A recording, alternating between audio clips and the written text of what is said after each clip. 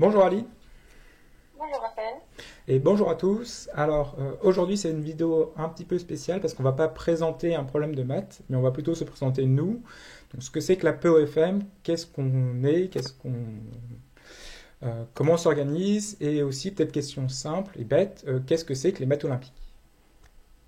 Pour commencer à répondre à cette question, on peut parler des Olympiades internationales de mathématiques, appelées en anglais IMO, qui sont la plus grande compétition internationale de maths au monde depuis 1959. Et aujourd'hui, elle réunit plus de 100 pays participants qui envoient chacun une équipe de 6 élèves, qui sont souvent des lycéens. Et c'est une compétition qui dure 10 jours, sur lesquels on fait des maths, des visites, des, des rencontres, plein d'ateliers, des activités. Vraiment un grand événement des maths annuel dans un pays différent tous les ans. Voilà. Et depuis, ça a tellement bien marché qu'il y a plein d'autres compétitions internationales. Par exemple, il y a les EGMO en Europe, donc, qui sont réservées aux filles. Il y a la JBMO Balkan, donc JBMO pour junior, donc c'est plutôt réservé aux collégiens. Il y a aussi l'OFM, donc une compétition qui a lieu en ligne et qui regroupe les pays francophones. Et encore plein d'autres, mais par exemple aussi les RMM qui sont en Roumanie et qui sont réputés presque plus difficiles que les IMO. Quel type de mathématiques fait-on dans une Olympiade internationale de mathématiques? Alors voilà, sur le papier, sur le principe, normalement, les problèmes doivent être compréhensibles par des lycéens sans avoir plus de bagages. Alors, en pratique, en général, même si tu peux comprendre la question, sans cours ou entraînement olympiade, les épreuves sont quasiment impossibles pour les élèves habitués. Alors, traditionnellement, il y a un peu quatre thèmes d'épreuves qui sont présentés aux compétitions. L'arithmétique, donc typiquement des entiers, des problèmes de divisibilité, etc. L'algèbre, où on travaille plutôt maintenant avec des nombres réels, des polynômes par exemple. La géométrie, donc géométrie euclidienne avec cercles, triangles. Et ça, on peut faire des problèmes extrêmement compliqués avec juste des cercles et des triangles. Et la combinatoire, donc plus des problèmes de logique, voire de la théorie des jeux.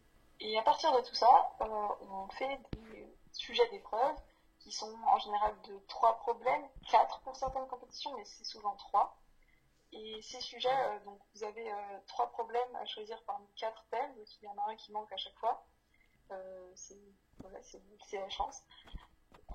Et c'est pour chaque sujet est en général donné pour 4 heures ou 4 heures et demie. Donc à l'IMO, par exemple, c'est 2 épreuves de 4 heures et demie à 3 problèmes. Et on vous a mis un exemple ci-dessous.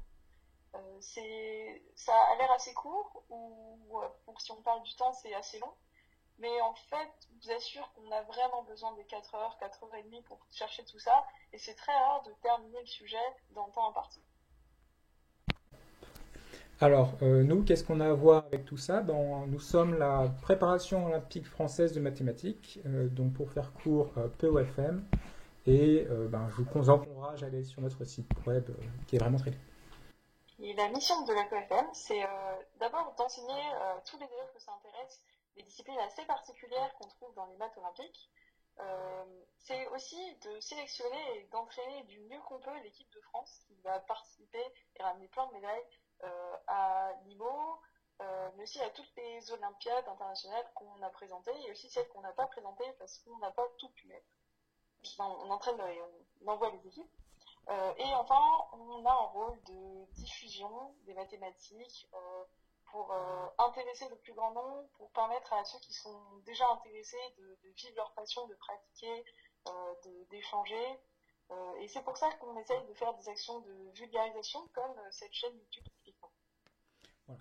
Alors, en fait, la POFM, c'est une sous-partie d'une plus grande association qui s'appelle Animat, qui organise aussi plein d'autres choses. Donc, si vous êtes intéressé par les mathématiques, je vous conseille. Donc, par exemple, il y a le tournoi français des jeunes mathématiciens. Donc, c'est par équipe, c'est pour des problèmes un peu plus ouverts. Donc, ça aussi, c'est très intéressant.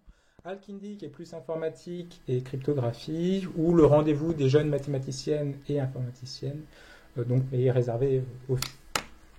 Donc, pareil, je vous reconseille d'aller voir sur le site pour plus d'informations.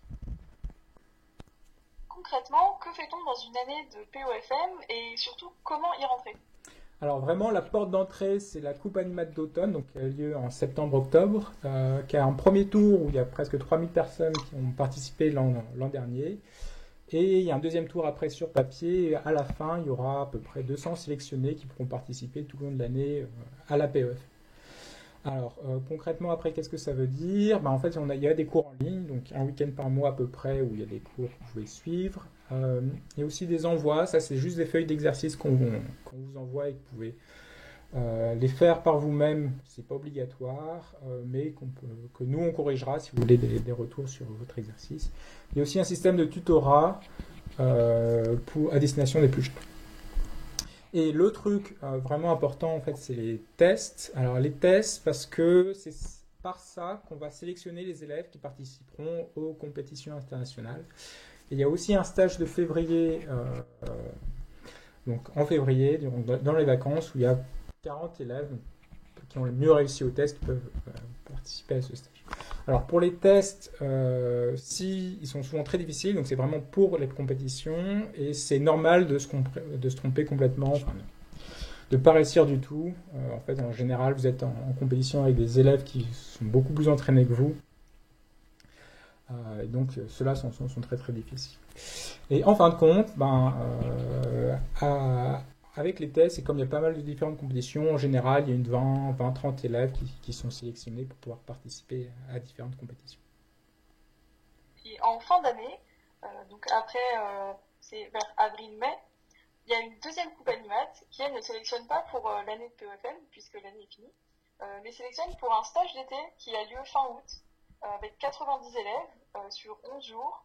Et c'est un stage, donc le stage de février est un stage de perfectionnement et le stage d'été est plus un stage de découverte, approfondissement, donc parce qu'il y a vraiment tous les niveaux et ça vous permet de rencontrer d'autres gens, d'avoir envie surtout de participer à la coupe Animat d'automne qui suit parce que vous avez fait une première expérience des maths olympiques, vous êtes entraîné, vous êtes mieux préparé pour bien réussir la coupe d'automne et vous êtes surmotivé parce que vous avez rencontré un tas de gens formidables. Voilà. Donc il y a un dernier stage qu'on organise aussi, mais qui a destination juste des juniors durant les vacances de Toussaint. Et ça passe pas par la coupe Animat, c'est par dossier. Et je vous renvoie encore au site web pour plus d'informations. Mais alors, vous, si vous voulez faire des maths olympiques, vous entraîner un peu, avoir des cours, par où commencer? Alors déjà, il y a toutes les ressources que vous pouvez trouver sur le site de la PEFM, dont on vous a déjà donné plusieurs fois le lien, on le remet. Dessus, qu'est-ce que vous trouverez? Vous trouverez dans l'onglet Archives tous les polycopiés de stage, donc avec tous les cours, les exercices, les entraînements, les corrigés d'exercices, les feuilles de TV qu'on a données en stage.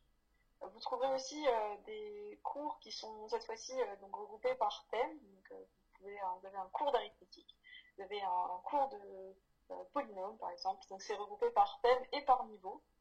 Ça inclut des TD et des corrigés. Vous avez aussi, le site de la préparation française ne suffit pas, vous avez le site de la préparation belge qui fonctionne sur un système différent parce que c'est une sorte de forum d'exercices avec d'exercices auxquels vous pouvez soumettre des réponses et il y a des correcteurs bénévoles derrière qui vous diront si vos réponses sont bonnes ou pas.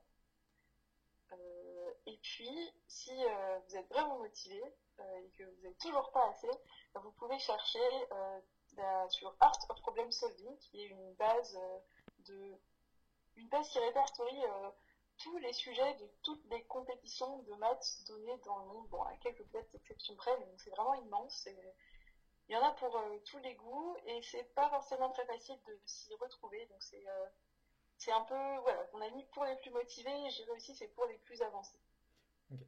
Et sinon, bien sûr, il y a la chaîne YouTube, donc cette chaîne YouTube. Donc le principe, je pense que vous avez déjà vu, c'est un exercice par vidéo. Donc les exercices, c'est vraiment les mêmes exercices qu'on donne durant les stages, voire qui se trouvent dans les compétitions internationales. Donc, il y en a plusieurs, par exemple, qu'on a fait, qui ont sorti aux IMO des années précédentes. Mais il y a de tous les niveaux. Donc en dessous de chaque vidéo, il y a marqué A, B et C. Donc ça correspond en fait au groupe dans les stages. Donc AB pour débutant. Pour commencer les maths olympiques, C pour intermédiaire et D pour très très avancé niveau compétition. Et pour terminer, je vais vous conseiller peut-être deux livres. Alors vraiment, le livre Solutions d'experts d'Arthur Angel, c'est vraiment mon livre préféré de maths olympiade. Il est vraiment très très bien. Je peux que vous le conseiller. Et sinon, il y a aussi, si vous aimez vraiment les compétitions, il y a le livre des problèmes d'IMO, simplement, qui ont été donnés les 15 dernières années, et qui est particularité qui a été écrit par des animateurs de la PEFM. Donc aussi, Merci beaucoup pour votre attention. On espère que tout ça vous a donné envie de faire des maths olympiques avec nous. Et on espère vous voir nombreux à la préparation olympique française de mathématiques ou à la Coupe Animate. voilà, oui, donc, et à très bientôt.